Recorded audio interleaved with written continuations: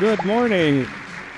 It's great to be back in London. I was supposed to be here 5 years ago, but finally we made it happen. These days, when I look around, AI is all across the headlines. I just collected a few of the things when I search for, what is going on, and some of that honestly just kind of triggered me. So here's this one from Microsoft CEO saying that 30% of all code is written by AI. And at that point, I was talking with people like, what does that even mean? Like, is this big or anyway, it's a CEO clearly talking up their own product, right? Like Microsoft is interested in selling. Then we have a few months ago, Anthropic CEO saying all code will be generated in a year, or he also said things like in 3 to 6 months, 90% of all code will be written by AI. Again, this is an AI company, founder, very much interested in this. And then we also had Jeff Dean, an engineer actually, a chief scientist at Google, saying that AI could be at the level of junior coder in a year. And again, all these headlines are from executives at large companies. But on the other hand, when I look at the ground reality, there are some things that don't really match these really positive and really enthusiastic predictions. So for example, this is from January. This is a software engineer at a startup saying that they use this tool called Devin, which costs $500 a month, autonomous AI agent, and it added a bug, and it cost them $700 extra because of all the 6 million post-hog events. So clearly, AI is not, we know this, by the way, right? Like the bugs will make it through, but this is just a good example of, yes, it's not that great. And then there was this Reddit thread that went absolutely viral. After Microsoft's Build conference, some of you are laughing, you read this.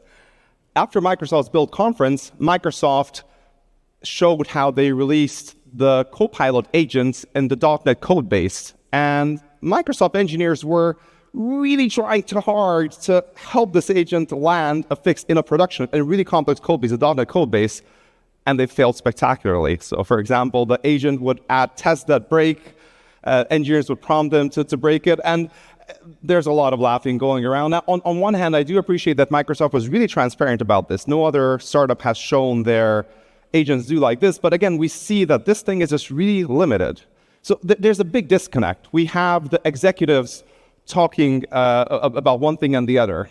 But then I look back to my thinking and writing and research. And in the last just month or 2 months, the last couple of deep dives on the pragmatic engineer have all been related to AI, I just realized, on how Cursor was built, on what vibe coding means for us professional software engineers, how these Microsoft tools work or don't work, how ChatGPT images was built and scaled. And for this event, I just want to pause a little bit and just get a temperature check of what is really happening. Like there's extremes here with CEOs, there's other extremes where like it doesn't work at all, and what is really happening. So I happen to talk to a lot of software engineers. Like this is the perk of being and staying a software engineer. I do write a lot about it, but I try to stay close to the ground. So I just ask them, how are you using AI tools at your company? And I ask for different types of kind of companies and categories. I asked this from a couple of AI dev tool startups who are selling this thing, so you would expect that they are really all in. I asked some of big tech companies, some AI startups that are not selling AI tools, but they're building AI tools, and some independent software engineers. So let's start with the AI dev tool startups. First, I talked with the team at Anthropic. I just did it over last week. And I asked them, hey, what are you seeing? Like, again, let's keep in mind they will be biased necessarily, right? But this is what they told me. When we gave Claude Code access to our engineers, they all started using it every day, which is pretty surprising. Now, this was months and months ago. Claude Code was released in public 1 month ago, but this was internally. But they said they saw a really big pull immediately. Claude Code is a command line interface. It's not an IDE. It works in a terminal. And they also told me that 90% of Claude Code, the product, is written with Claude Code, which seems obscenely high. You would think this is kind of an advertisement. But again, I did talk with engineers, and engineers aren't exactly the ones who make things up. Now, Anthropic also told me something interesting. They launched Claude Code less than a month ago, I think May 22nd, so like 3 weeks ago. And they said on day one, they had a 40% increase in usage. And since the launch, in less than a month, there's been 160% increase. This just means they're seeing a pull for this product for whatever reason. Now, one more thing that Anthropic has started, actually, this thing called MCP, the Model Context Protocol. I won't go into all the details. I have a deep dive on it, and you can find a lot of articles. But the idea is that you can have MCP clients that can be your IDE or agents, and you have a protocol, and you can kind of connect things like your database, like GitHub, Google Drive, Puppeteer, whatever you want to. I actually used it to connect it to my database, to one of my APIs, and I can now chat with it. I say like, hey, how many people have claimed this promo code that I have an API for, and it kind of creates sequels. It's pretty neat. So it is a fun way of, an interesting way of doing it. And Anthropic was telling me that they open sourced this protocol in November. In December and February, a few smaller companies and scale-ups adopted it. In March and April, the big guns, OpenAI, Google, Microsoft, all added support. And today, they're estimating there's thousands of MCP servers happening. And we'll see a little bit later on why this is relevant. Now, I also talk with Windsurf, another AI IDE editor. And I was asking their team what they're seeing, and they said they see 95% of their code is being written using Windsurf, so either their agent or their passive tabbing. Now, I mean, this sounds awfully high, and I'm a bit surprised. But again, this is what they're seeing. Again, don't forget they're going to be dog fooding these companies. I finally reached out to Cursor, and they told me that about 40 or 50%. They didn't have it exact, but they're like, that's kind of roughly what it feels. They're a bunch of it works, but a bunch of it doesn't. Again, these are the companies that want to get to 100% because that's what they're selling, right? So, okay, not too surprising that it's as high as is. I do appreciate the honesty from Cursor, by the way. So, now on to big tech. Yeah. Here, I talk with people anonymously. So at Google, I talk with about 5 different engineers. And so first thing that we need to know about Google is everything is custom there. They don't use Kubernetes. They open source Kubernetes, but they have something called Borg. They don't use GitHub. They have their own repository. They have their own critique code review tool and so on. And their IDE is called CIDR, which is an acronym for something integrated development environment and repository. This is a cloud integrated development environment and repository. It used to be a web tool. Today, it's a VS Code fork, and it is integrated across all the Google stacks. All their internal services are integrated, and it works really, really nicely inside of Google. Now, engineers told me that AI is just everywhere. LLMs have been integrated into CIDR, the IDE, the VS Code fork that they use, the web version called CIDR V. They have autocomplete. They have a chat-based IDE. They said it works pretty good. Maybe not as good as, let's say, Cursor, but it's pretty good. Critique, their AI review tool, it gives you feedback, and they said it's sensible. It works. Code search, something that's apparently amazing inside Google, and again, it has LLM support. You can ask about stuff, and it spits out parts of the code base. And I've heard there's been a lot of progress. So a former Googler who left Google about 6 months ago said that about a year ago, it was just weird how all of this was not really used inside of Google, but now it is. So things have just evolved pretty quickly. And a current software engineer told me that they think Google internally has this really slow approach where they're taking a cautious approach. They want to get things right so that engineers stick with it, that they don't mistrust it. Also, Google has a bunch of other tools that, again, these are coming from engineers. NotebookLM, this is a product we can all use as well. You can just put docs and chat with them. LLM Prompt Playground, which is like OpenAI's Dev Playground, but Google apparently built it internally before OpenAI released it. They have this thing called the MoMA search engine, a knowledge base using LLMs, and engineers are using it all the time. And a lot more are being built. Now, this is a quote from a Googler who will definitely not be on the record with their name, but they say, there's an org-specific Gen AI tooling happening everywhere because that's what leadership would like to see. And honestly, that's how you get more funding these days. Now, if you work in a large organization, you can see this is true, but this is probably also deliberate. Like, this is how tools like NotebookLM have been built inside of Google, a team just funding it and building it. So that's Google. And one really interesting thing that really got my attention, this is from a former SRE who is really good friends with a bunch of Google SRE people. They said, what I'm hearing from my SRE friends at Google is they are preparing for 10 times the lines of code making their way into production. So they're beefing up their infra, their deployment pipelines, their code review tooling, feature flagging, all of these things. This was really, really interesting. What is Google seeing that we might not be aware of? Amazon. I also talked with engineers here, and Amazon is not really known as well for AI, but apparently, internally, almost all devs are using this tool called Amazon Q Developer Pro. It's really good for AWS-related coding. In fact, the Amazon devs who talked to me said they're really surprised that people outside of Amazon don't really know about it. So apparently, if you're doing anything with AWS, it's really good with the context. And they just like it. Again, 6 months ago when I talked with people, they were not that enthusiastic. And a year ago, they're like, it doesn't really work that well, Q. But now it does. And engineers also told me they use Claude for everything. This engineer was telling me how when they have to write a PR FAQ, which is Amazon's 6-pager, or kind of press release, they use it a lot for it. Perf season apparently has, this engineer did a lot of it with that, and just with a lot of writing tasks. Amazon has a relationship with Anthropic, so they have an internal Claude.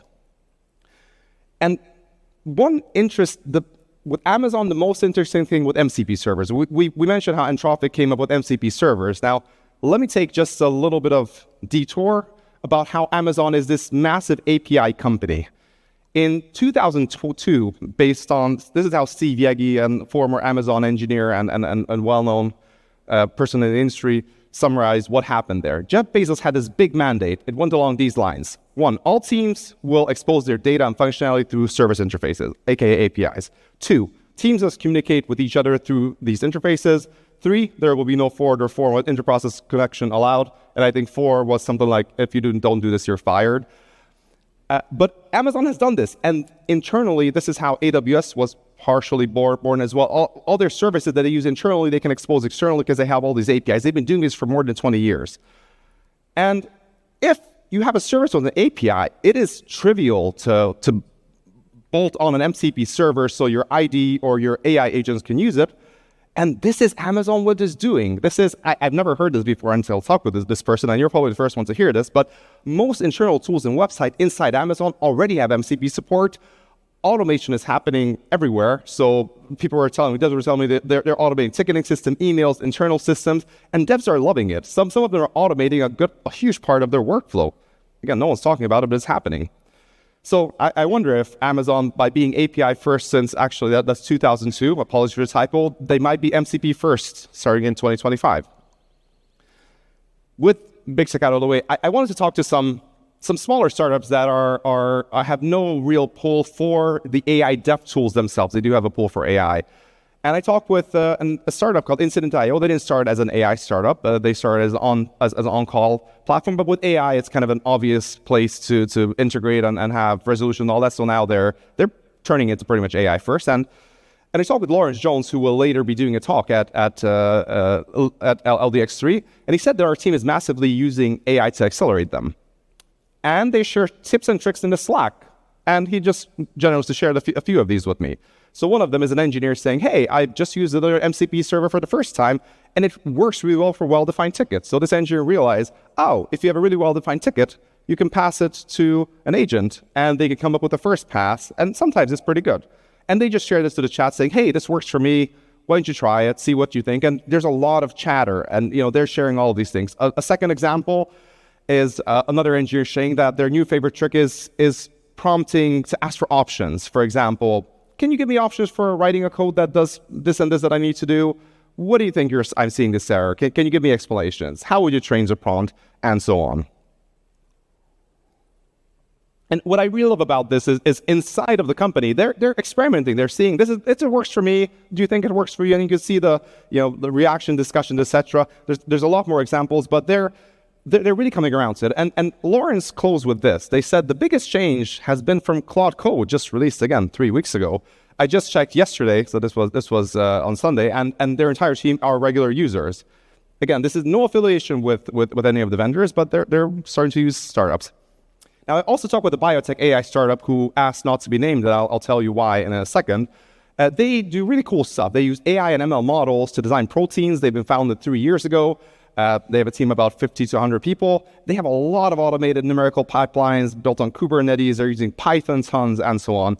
And an engineer told me this. We've experimented with several LLMs, but none of it has really stuck.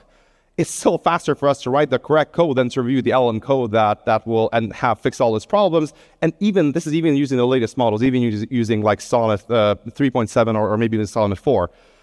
Given the hype around LLMs, I think we might just be in a weird niche. And this is why this engineer didn't want to give their name to this. They're like, we don't want to be the AI skeptic, but it's true that there are really fast-moving startups that are experimenting, but it's just not working for them. Like they're trying it, it doesn't work, they move on. Again, they tried AI code review tools, and they're kind of using it on and off, but it's just not a thing for them. Again, don't forget they're building novel software, right? Like this has never been built before, so just keep that in mind. So having gone through startups, I just wanted to turn to a few independent software engineers, people who have been accomplished before AI. They've done a bunch of cool stuff, and they love coding. Like it just they love the craft. So first I turned to Armin Ronacher, who is the creator of the Flask framework at Python. He was a founding engineer at Sentry. And he just recently left Sentry to just maybe do a startup. He's been coding for 17 years. A really nice coder. And he got really excited about AI development recently. So he published this article just a few weeks ago saying AI changes everything. And he wrote, I'm quoting the highlighted text, "If you would have told me even 6 months ago that I prefer being an engineering lead to a virtual programmer intern, aka an agent, I would have not believed it." And so I asked him, like, what's changed? Like, you love coding. Like, why are you into this whole agent stuff? And he told me a few things. First, Claude Code got really good. I don't know if you're seeing a trend here, by the way. There's zero affiliation here. And this is not any sort of advert for anything. He also said by using LLMs extensively, he got through this hurdle of not accepting it.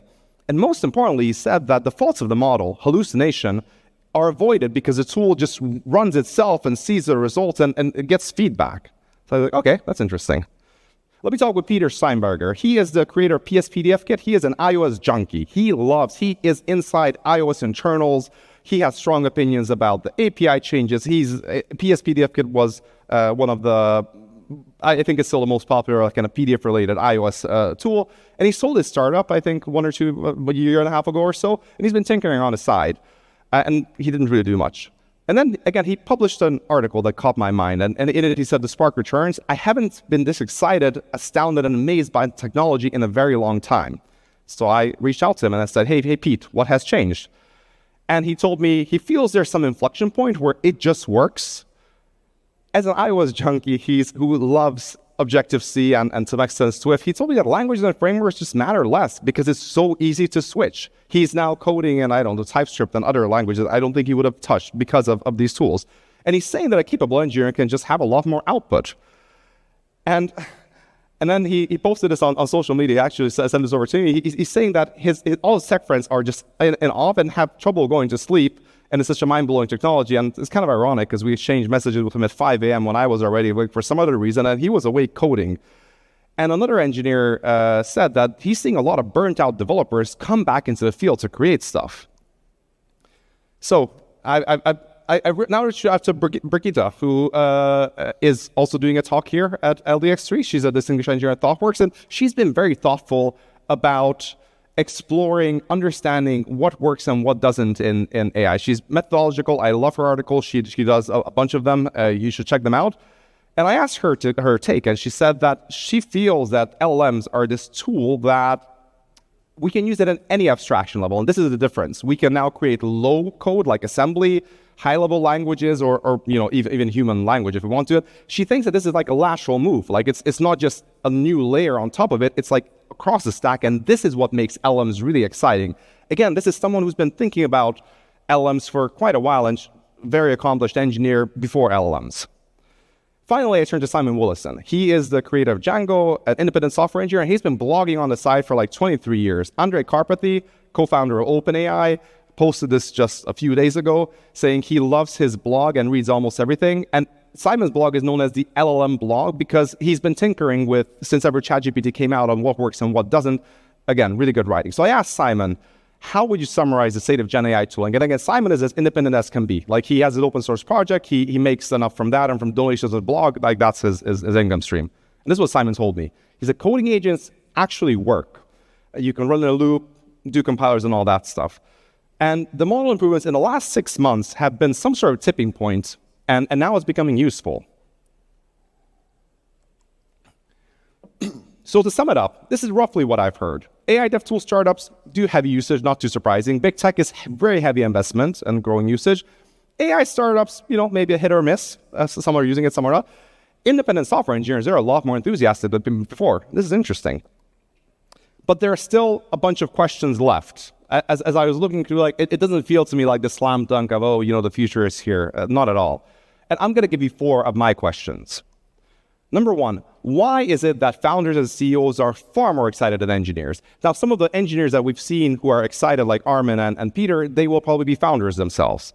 And here's an example of Zach Lloyd, who is the founder of Warp. This is an AI terminal, so kind of an AI dev tool, if you will. And he's saying, anyone else having a hard time that their most senior engineers are not really using AI, and the most enthusiastic adopters are the founder, the PM, and this is from an AI tooling company. It is an interesting question. I see this all the time. And also, if you remember the headline from CEOs, from public CEOs, they're super enthusiastic about it. Why is that? I don't know. Number 2 is how mainstream or niches AI usage across devs. Hands up if you're using any AI tools for coding or software engineering for at least once a week. So I'm kind of seeing roughly like 60-70% of the room go up. And this is data that I've gotten from DX, who ran a survey of 38,000 devs recently. They're seeing that the median organization has about 50%, 5 out of 10 use it on a weekly basis, and not daily, this is weekly. And the very top companies have 6 out of 10. So on one end, I mean, this is amazing, given that this technology didn't exist 3 years ago, but it's not really the story that I've told you, right? So most of the stories you just heard, they are all above the median, except for maybe that unnamed AI biotech startup. So just keep that in mind. The reality is, and maybe there's a selection bias. Maybe the ones who are using it are more willing to talk about it. Number 3, how much time do we save? So, Peter or Pete told me he thinks output is 10 to 20x more. But then DX did this survey and they found that on a weekly basis, estimations are maybe 3 to 5 hours, maybe 4 hours. I mean, okay, 4 hours saved is pretty good, but that's not 10x, even on a 40-hour work week. And what do we do with that time? Do we produce anything more? I don't know. Finally, why does it work so much better for individuals and teams? We see this all the time, and Laura Toscher from DX told me the same thing. These tools are great for individual developers, but not yet good at the org level. So in summary, I'm not really surprised to see the CEOs and founders, especially for AI-related companies, to be so enthusiastic. It's kind of like, their financials are the line. Big tech investing into AI, kind of makes sense. Startups experimenting with AI tools also makes sense. But what makes me pay the most attention is the experienced engineers who have been around for a long time. They find a lot more success, and they want to use them more. My sense is that we are seeing some sort of step change happen in how we build software looking ahead. And I reached out to Martin Fowler and asked his take on this on a piece that he reviewed. And this is what he said. These are his words. He said, I think the appearance of LLMs will change software development to similar level to when we went from the assembler to high-level programming languages. After the high-level programming languages, the newer ones didn't really add a step change of productivity compared to the assembler. But he's saying that he thinks that LLMs will give us the same kind of productivity boost than going from assembly to high-level languages did, except these things are non-deterministic for the first time in computing, and this is a big difference. And so I turned to a veteran software engineer who is still alive and coding and is doing it for 52 years, Ken Beck. We had a long conversation on the podcast. And Ken told me this really interesting statement that I had a hard time believing. He said, I'm having more fun programming than I ever had in 52 years. My first question was Ken, is someone telling you to say this? Or someone he's like, no, he's just doing his side projects. And he's having more fun because he got a bit tired of learning new technologies again and again and moving and migrating to new frameworks. And he said that the LLMs really help him just be really ambitious. And he's now building a small talk server that he's always wanted to do that's going to run a bunch of parallel stuff and do a bunch of virtual computing. He's doing a small talk, a language server to integrate it into tools, all these things. And I asked Kent, how do you compare LLMs to all the technologies changes through your lifetime? And he said, I've seen something like this before. In fact, a few things. One was microprocessors going from mainframes to smaller computing, which was a huge shift. Apparently, developers had a hard time putting their heads around it. Number 2 was the internet, which I think we can all agree it changed the economy. And then the smartphones, they just changed how you can have live location and people spend a lot more online. And he's comparing it to these things. And this is what he closed. He said the whole landscape of what is cheap and what's expensive has just shifted. Things that we didn't do because we assumed were going to be expensive or hard just got ridiculously cheap. So we need to be trying things. So my takeaway is things are changing and we need to experiment more. I think we need to do more of what the startups are doing, try out what works, what doesn't, understand what is cheap, what is expensive. And I'm leaving you with this message. Thank you very much. I see you on the conference.